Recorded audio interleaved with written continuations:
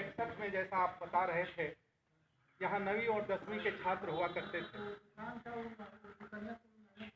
और आगे का परिचय तो मैं क्या दे सकता हूँ, बस इतना जाने कि आपके पड़ोसी गांव छपरी, कुछ लोग आप छपरी के लोग इसमें शायद आपसे कभी आपका नाम किसी से सुना हो।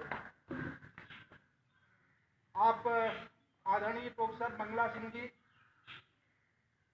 कृषि की जो क्रांति आप देख रहे हैं, आज गेहूं धान जो पर्याप्त खाने को मिल रहा है, जो दिग्गज हमारे भारतीय कृषि वैज्ञानिक रहे हैं, उनमें से आप एक विभिन्न एग्रीकल्चर के क्षेत्र में उच्च पदों पर आसीन रहे हैं, और आज भी कहीं न कहीं इस हमारे कृषि को बढ़ावा देने में आपका योगदान जारी है।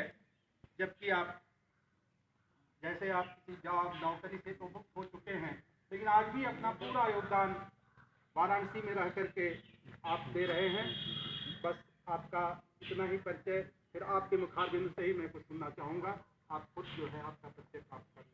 तो आप लोग कुछ पूछेंगे तो हम बोलेंगे, या हम अपने मन से ही कुछ बोलें?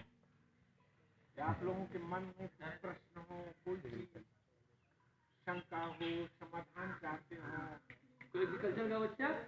नहीं, अरे कोई भी एग्रीकल्चर क्या है, कोई भी हमारी बच्चियाँ हैं, कोई आपके मन में जिज्ञासा हो, एग्रीकल्चर तो बोलेंगे,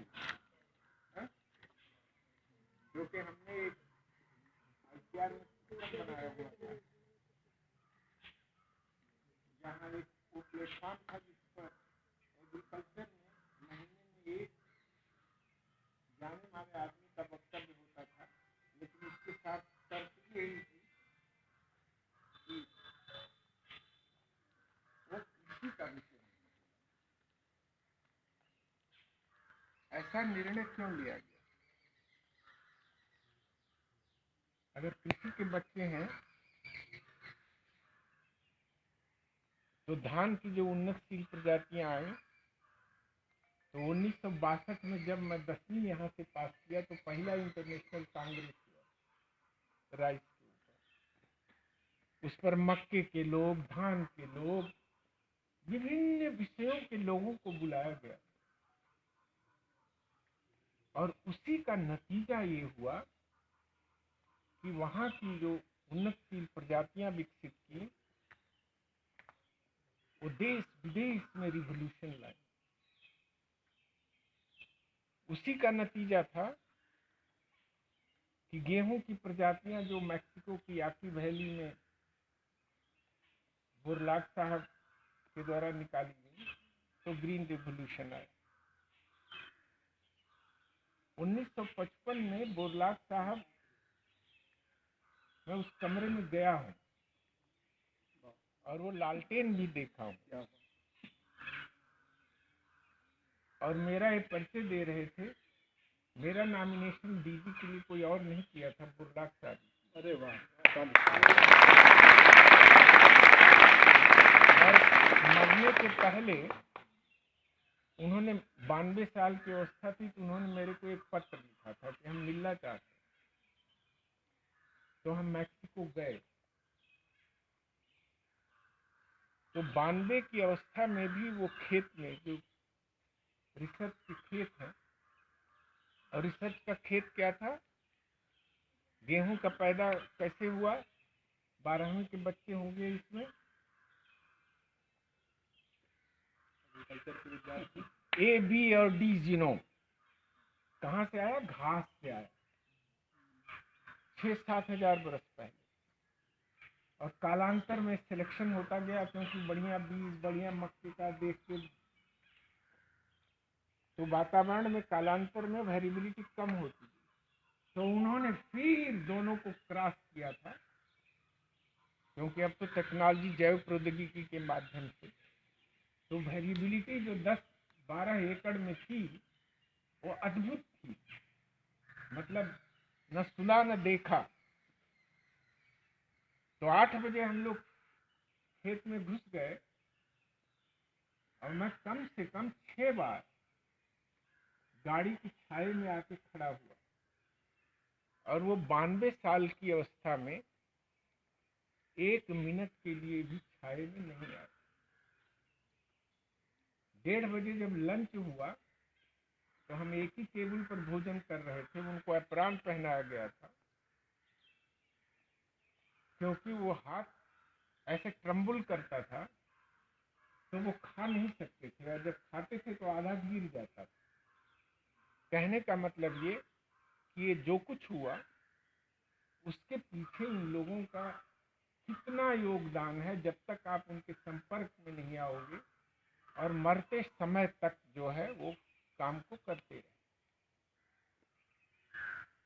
अब आप सब लोग छात्र हो, सीबीएसई है कि कौन सा है आपका? UP board. UP board. UP board, CBSE और इंटरनेशनल बोर्ड में क्या अंतर है? किसी बच्चे ने सोचा? यूपी बोर्ड हो चाहे सीबीएसई बोर्ड हो, उसमें बच्चों को पढ़ाया जाता है कि कैसे अधिक से अधिक नंबर प्राप्त किया जाए, जी का टेस्ट कैसे निकाला जाए, मेडिकल के कंपटीशन में कैसे आया जाए। और इंटरनेशनल बोर्ड भारतवर्ष में भी उसके 550-600 जो है स्कूल है, एक ही अंतर है, एक ही अंतर है मात्र। वहां पढ़ाया जाता है कि समझ का विकास कैसे हो। दोनों में बस यही अंतर है। यहाँ इंफॉर्मेशन को, सूचना को हम ज्ञान समझ लेते हैं क्योंकि आपकी परीक्षा ही सूचना पर आधारित है। सूचना को ज्ञान में जब आप परिवर्तित करेंगे तो सूचना पर चिंतन मनन जब जाएगा, जिसको स्वाध्याय कहते हैं, सुबह शाम रात में आप जब उसको सोचेंगे तब वो इंफॉर्मेशन जो है ज्ञान में परिवर्तित होगी। और उस ज्ञान को जब एक परिवेश में देखेंगे तब वो जो है आपका वास्तव में वो ज्ञान जो है इक्विटी की तरफ आपको ले जाए। तो वह ज्ञान जब तक अंडरस्टैंडिंग में नहीं कन्वर्ट होगा। अंडरस्टैंडिंग क्या है? किसी चीज का फील। लोग क्या कहते हैं, किसी ने भगवान को देखा, और कुछ लोग जो है फील करके अद्भुत आनंद की अनुभूति करते हैं। तो जब इंफॉर्मेशन ज्ञान में कन्वर्ट हो और ज्ञान अंडरस्टैंडिंग में कन्वर्ट हो, और वो जब फील होने लगेगा आपके आत्मा के अंदर, तो वो ज्ञान अब किताब का नहीं रह गया, वो ज्ञान गुरु का नहीं रह गया, वो ज्ञान कहा सुना नहीं रह गया, वो ज्ञान आपका हो गया, क्योंकि आपने फील कर लिया, आपने आत्मसात कर लिया।